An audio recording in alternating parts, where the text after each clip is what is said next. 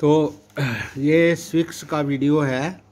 हम डेमोक्रेसी के जो हमें फ़ायदे होते हैं उनके बारे में बात कर रहे हैं। तो अलग अलग देशों में जो डेमोक्रेसी है उसकी पसंद का ये ग्राफ बनाया हुआ है। सोर्स इसका है DSA team state of democracy in south Asia, Delhi, Oxford university press 2007 में। इसमें बताया गया कि जो पहले ये वाला देखते हैं, साउथ एशिया में ये तो भारत का हिस्सा है, तो ये democracy is preferred over dictatorship everywhere except Pakistan. Pakistan एक ऐसा मुल्क है यहाँ पर डेमोक्रेसी को नहीं बल्कि डिक्टेटरशिप को प्रेफरेंस दी गई है। बाकी सारे जो ये वाला जो रेड है डेमोक्रेसी इज प्रेफरेबल, ये बांग्लादेश में 69% है, इंडिया में 70, नेपाल में 62, पाकिस्तान में 37 और श्रीलंका में 71। पाकिस्तान को छोड़कर बाकी सारे जो देश हैं वो डेमोक्रेसी को पसंद करते हैं। समटाइम डिक्टेटरशिप इज़ बेटर, तो ये सिर्फ बहुत कम परसेंट में लोग मानते हैं। तो ये भी पाकिस्तान का एरिया है, वहाँ पर पाकिस्तान में नेपाल में 10% और पाकिस्तान में 14% जो लोग हैं वो मानते हैं कि कभी कभी डिक्टेटरशिप भी आना चाहिए और does not matter to me. जो ब्लू वाले हैं वो हैं जैसे पाकिस्तान का, नेपाल का 28% बताया है और पाकिस्तान का 49% बताया है। क्या मतलब है कि कोई भी राजनीति का क्षेत्र हो, उसमें कोई भी तरह की गवर्नमेंट हो, हमें कोई फ़र्क नहीं पड़ता। तो ये पाकिस्तान वाले हैं 49% उनको है। तो इंडिया के सिर्फ 21% है जिनको कोई फ़र्क नहीं पड़ता, बाकी चाहते हैं कि हमारे देश में डेमोक्रेसी हो। तो ये जो दो ग्राफ हैं, very few doubt the stability of democracy for their country, यानी हमारे देश में डेमोक्रेसी जो आएगी तो उसकी स्टेबिलिटी के बारे में हमें कोई डाउट नहीं है। How suitable is democracy for your country. तो ये साउथ एशिया है, यहाँ पर नीला जो कलर है वो है वेरी सूटेबल और जो कम ग्रीन है मतलब कम ब्लू है, फीका ब्लू है, वो सूटेबल है। तो ज़्यादा लोगों को ये सूटेबल है। श्रीलंका, इंडिया और पाकिस्तान। इंडिया को ये वेरी सूटेबल भी है लेकिन ये सूटेबल भी है। और overwhelming support for democracy, strongly agree, मतलब ज़्यादा लोग जो साउथ एशिया में हैं वो 94% है एग्री और ज़्यादा स्ट्रॉन्गली वो एग्री हैं। ये भारत में भी ज़्यादा है, 96% है, 95% लोग हैं, नेपाल में भी हैं। तो आगे हम पढ़ेंगे डेमोक्रेसी जहाँ होती है वहाँ की इकोनॉमिक ग्रोथ और development. If democracies are expected to produce good government, अगर डेमोक्रेसी से ये आशा की जाए कि वो अच्छी गवर्नमेंट, अच्छी सरकार बनाएगी, then it is it not fair to expect that they would also produce development. तो अगर अच्छी सरकार बनाएगी तो इसका मतलब ये भी तो वहाँ से आशा की जा सकती है कि वो वहाँ पर विकास भी ज़्यादा होगा। Evidence shows that in practice many democracies did not fulfil this expectation. तो हमारे जो एक्सपेरिमेंट हैं, जहाँ हमारे जो ख्याल है हमारा ये कि यहाँ पर डेमोक्रेसी होती है, डेवलपमेंट वहाँ हो या ना हो ये उसके बारे में कुछ नहीं कहा जा सकता। तो बहुत सारी डेमोक्रेसीज हैं, इस तरफ योगदान उनका नहीं है। If you consider all democracies and all dictatorships for the 50 years between 1950 and 2000, अगर 1950 से लेकर 2000 तक जितनी भी वर्ल्ड में डेमोक्रेसीज हुई हैं या डिक्टेटरशिप हुई हैं, dictatorships have slightly higher rate of economic growth. तो वहाँ पर डिक्टेटरशिप के टाइम पे ज़्यादा इकोनॉमिक ग्रोथ दिखती है। The inability of democracy to achieve higher economic development worries us. तो डेमोक्रेसी वाले देशों में जो इकोनॉमिक ग्रोथ कम होती है तो उसके बारे में हमें चिंता है। But this alone can not be reason to reject democracy. तो यही एक कारण नहीं हो सकता जिससे हम लोकतंत्र का बहिष्कार करें। As you have already studied in economics, economic development depends on several factors. तो आर्थिक विकास जो होता है, इकोनॉमिक्स में हम पढ़ते हैं कि आर्थिक विकास होता है, उसके और भी बहुत सारे फैक्टर होते हैं, योगदान होते हैं जिनसे वो बढ़ता है। कंट्रीज़ पॉपुलेशन साइज़ उसका कितना है, ग्लोबल सिचुएशन कैसी है, मतलब विश्व के साथ उसके संबंध कैसे हैं, और कोऑपरेशन फ्रॉम अदर कंट्रीज़, दूसरे देशों के साथ उसका कैसा समझौता है, उन देशों ने का हमारे देश की इकोनॉमिक ग्रोथ में क्या योगदान है, economic priorities adopted by the country, और देश ने आर्थिक विकास में कौन से क्षेत्र चुने हैं, कौन सी चीज़ को उन्होंने अडॉप्ट किया है। However the difference in the rates of economic development between less developed countries with the dictatorship and democracies is negligible. तो विकसित देशों का और विकासशील देशों में जो डिक्टेटरशिप की वजह से आर्थिक ग्रोथ जो होती है उसका बहुत थोड़ा फ़र्क है। Overall we can not say that democracy is a guarantee of economic development. हम ये भी नहीं कह सकते कि यहाँ पर डेमोक्रेसी होगी वहाँ पर इकोनॉमिक डेवलपमेंट की गारंटी है। But we can expect democracy not to lag behind dictatorship in this respect. परंतु हम ये आशा करते हैं कि जो डेमोक्रेसी है डिक्टेटरशिप से कभी भी डेवलपमेंट के मामले में पीछे नहीं रहेगी। When we find such significant difference in the rates of economic growth between countries under dictatorship and democracy, it is better to prefer democracy as it has several other positive outcomes।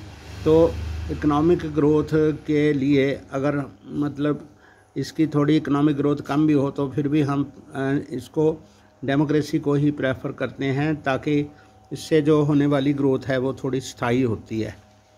तो यहाँ पर cartoon है,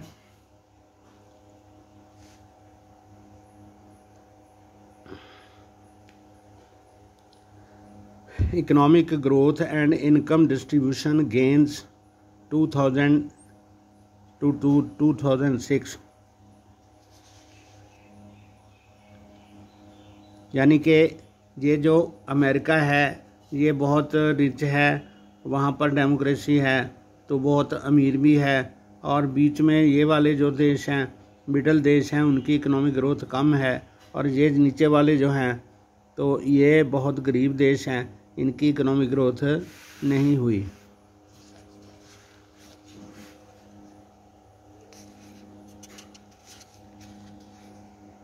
Cartoon on this page and next 3 pages tell us about the disparities between the rich and the poor।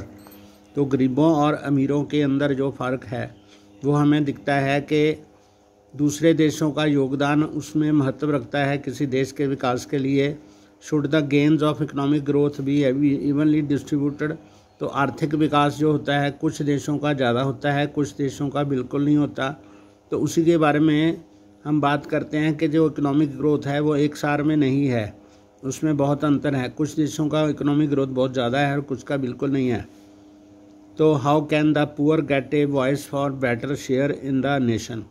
तो अपने देश में गरीबों को कैसे अपनी आवाज़ उठाने का मौका मिलेगा। What can the poor countries do to receive a greater share in the world wealth.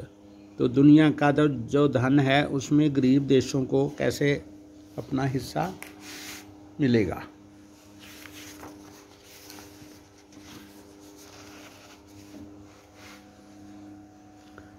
Economic output of democracy. तो ये जो कार्टून है इसमें है my goodness little fail A how far did you fall down. मतलब ये जो poor kids हैं, पुअर देश हैं जो नीचे कैसे वो गिरते हैं, तो जो अमीर लोग हैं उनको समझ नहीं आ रहा कि वो ऐसे नीचे कैसे गिरते हैं।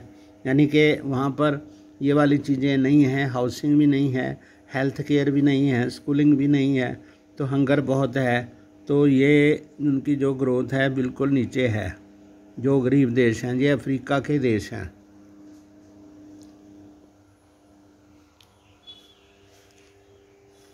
Arguments about democracy tend to be very passionate. तो जो डेमोक्रेसी के प्रति आर्गूमेंट्स हैं वो उनका जवाब नहीं दे सकते। This is how it should be for democracy appeals to some of our deep values.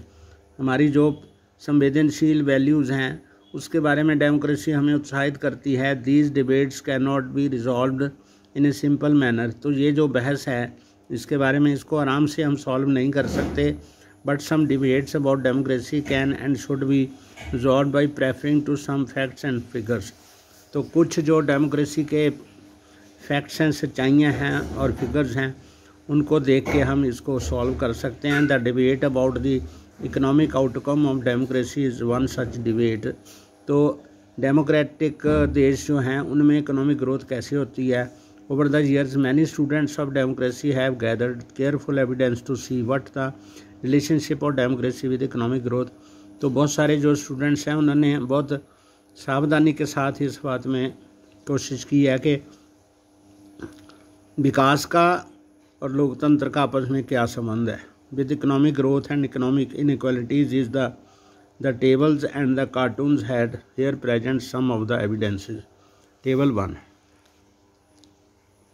जैसे ये जहाँ पर टेबल 1 है, table 1 shows that on an average dictatorial regimes have had a slightly better record of economic growth।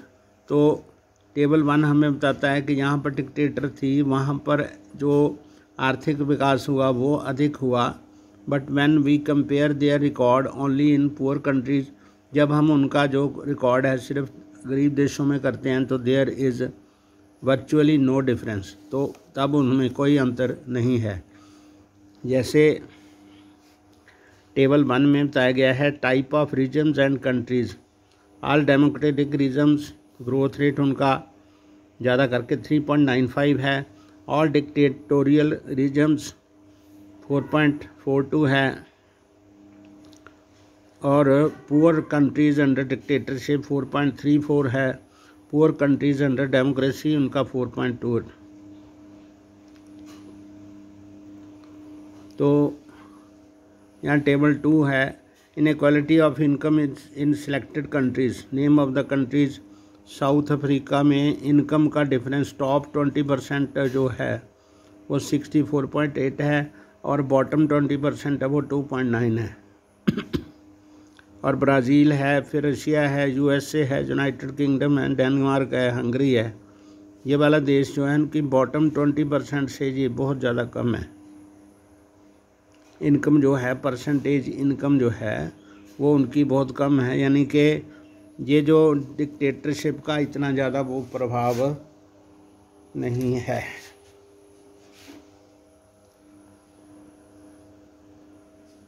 Table 2 shows that within democracy there can be a very high degree of inequalities। तो जहाँ पर democracy होती है जो show करती है कि वहाँ पर आर्थिकता के तौर पर बहुत ज़्यादा फ़र्क दिखता है। In democratic countries the South Africa and Brazil the top 20% people take away more than 60% of the national income. तो राष्ट्रीय आमदन का 60% हिस्सा जो है अमीर लोग ले जाते हैं और टॉप 20% लोग होते हैं leaving less than 3% for the bottom. तो बाकी जो नीचे वाले लोग हैं, गरीब हैं, उनके लिए सिर्फ 3% छोड़ते हैं। 20% population countries like Denmark and Hungary's are much better in this respect. तो हंगरी में और डेनमार्क में 20% लोग जो हैं वो बाकियों से अच्छे हैं। You can see in the cartoon there is often inequality of opportunities available the poor section. तो गरीबों के लिए जो उसकी अपॉर्चुनिटीज़ हैं, मौके हैं बराबरी के, वो बहुत कम हैं। What would be your verdict in democracy if you had a base it purely an economic performance of democratic regimes in form of term of growth and distribution? तो अगर हम ये माने कि सिर्फ डेमोक्रेसी को हम आर्थिक विकास के तौर पर देखते हैं तो ये बहुत मुश्किल है कि आर्थिक विकास भी साथ साथ में होगा। डेमोक्रेसी में लोग थोड़ा आलसी हो जाते हैं और उतनी ज़्यादा तरीके से उनको वो आर्थिक विकास का उतना एहसास नहीं होता, लेकिन बाकी जो डिक्टेटरशिप वाले लोग हैं वहाँ पर वो ज़ोर से ज़बरदस्ती करके काम होता है, तो उसमें आर्थिक विकास ज़्यादा होता है।